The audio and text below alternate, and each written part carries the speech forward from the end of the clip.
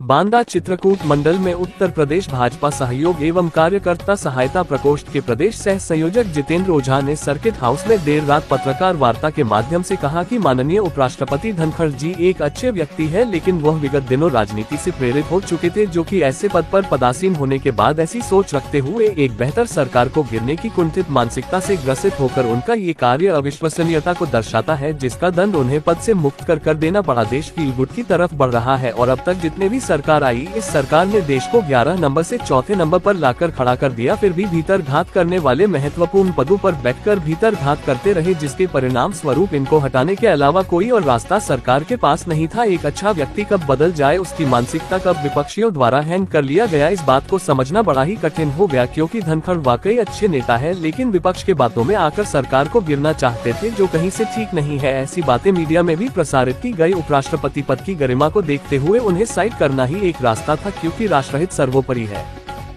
उपराष्ट्रपति पद के लोगों को या राज्यपाल के पद पे बैठे हुए लोगों को राजनीति से प्रेरित नहीं होना चाहिए, ठीक है। और वो राजनीति से प्रेरित होकर शायद सरकार गिराने की चेष्टा कर रहे थे, जबकि वो असफल प्रयास था। वो प्रयास पूरी तरह असफल था, ठीक है। तो ऐसे लोगों के बारे में आप क्या करेंगे? आप बताओ, ये सरकार गिरा के क्या संदेश देना चाहते थे? विपक्ष को मजबूत करना चाहते थे या विपक्ष के एजेंट के रूप में काम करना चाहते थे? तो उस गरिमामयी पद पे बैठने के बाद अपने आप को लोग भूल जाते हैं, फिर वो नेता बनने लगते हैं कि सरकार बदल दिया जाए, सरकार गिरा दिया जाए। भाई, सरकार की अगर कोई गलत नीति हो, देश के हित में न हो, तो सरकार गिराया जाए क्यों भाई प्रधान जी? तो समझ में आता है। ऐसी तो कोई नीति सरकार की है नहीं।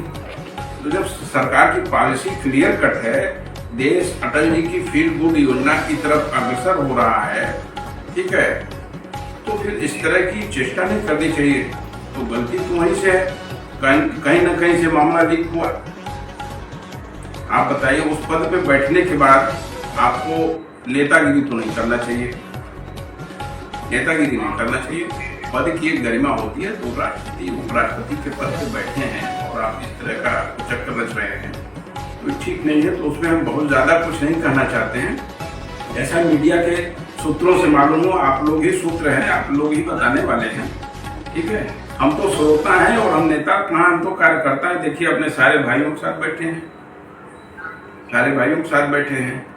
तो हम चाहते हैं देश के सारे लीडर इसी तरह से हों।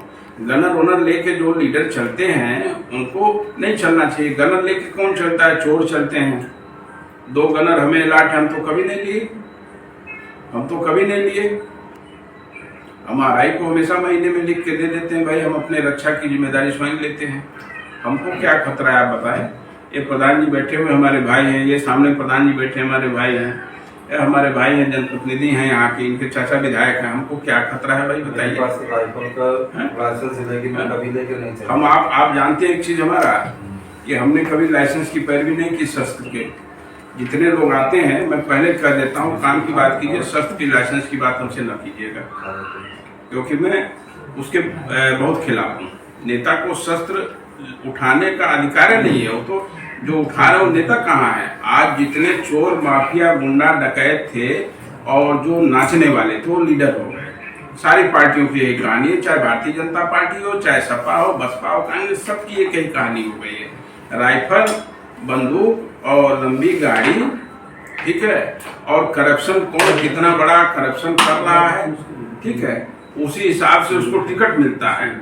देखिए, इष्ट होना चाहिए। इष्ट जानते हैं क्या क्या? रेपिस्ट प्रधान जी, अगर आप बड़े रेपिस्ट हैं तो भी आपको मिल जा रहा है टिकट। फिर मर्डरिस्ट, अगर 10-20 हत्या किए हैं और कोई 25 हत्या वाला आ गया तो 25 वाले पहले दे देंगे टिकट, 20 वाले को हटा देंगे। बहुत बड़े घोटालेबाज हैं, जैसे जमीन आप ले लिए, हड़प लिए, किसी का धन हड़प लिए, तो आपको पहले टिकट दे दिया जाएगा।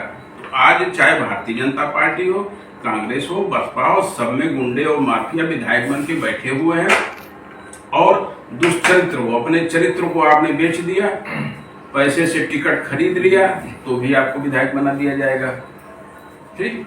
सुबह सुबह आप जाके बड़े नेताओं का दंडवत कर लें तो भी आपको बना दिया जाएगा। थोड़ा अपना चरित्र को बेच दीजिए।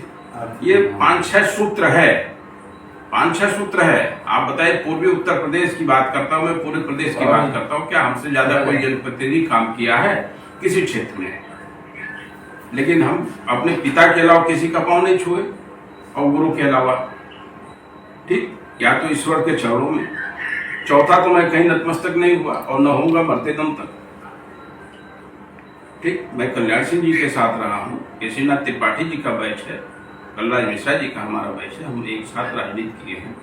हम जूनियर थे, वो सीनियर थे, भीड़ हमारी इस्तेमाल होती थी। लेकिन मैं नतमस्तक वाला आदमी नहीं हूँ, क्योंकि मुझे किसी विधायक को 32 पैरवी नहीं कराना है। मैं तो खुद सक्षम आदमी हूँ, चाहे सत्ता में रहूं चाहे विपक्ष में। हमारे पत्रों की सुनवाई क्यों होती है? क्योंकि मैं राजनीति से प्रेरित होकर लिखता ही नहीं हूँ किसी के लिए। अभी मैं बांदा क्षेत्र में बैठा हूँ, महाराज जी यहाँ बैठे हुए हैं, पूछिए इनके क्षेत्र के लिए मैंने कितना लिखा पढ़ी किया है। कुश्ती का उद्घाटन होता है, लगभग हर साल हम ही आते हैं, ज्यादातर अस्वस्थ रहते हैं तो नहीं आते हैं। तो जनप्रतिनिधि को नेता बन के नहीं रहना चाहिए, भाई बन के रहना चाहिए। ठीक है, और धनखड़ जी इतने महत्वपूर्ण पद पे बैठे, अब उनके बारे में मैं कुछ कहूँ तो अशोभनीय लगता है, कि कहीं से शोभा नहीं देता है। लेकिन आपने बात की इसलिए हमने कह दी। धन्यवाद।